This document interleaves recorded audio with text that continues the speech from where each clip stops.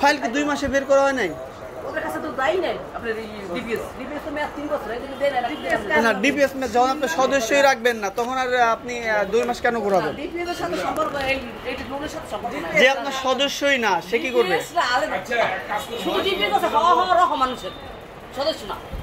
বুঝিনি, এটা তো আপনাদের ফাইজলামি। আমরা কেন 2 মাস ঘুরবো আপনাদের নিয়মের কারণে? আমি তো আর বলিনি যে আপনি আমাকে আপনার টাকা দেন।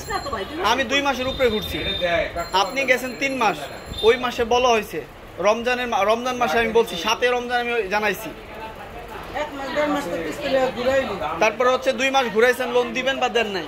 কেন রমজানের আগে থেকে আমি ঘুরবো? আমার অপরাধ কোথায়? আমি তো আপনার টাকা চাইনি। আপনি একটু উপর মহলে কথা বলেন।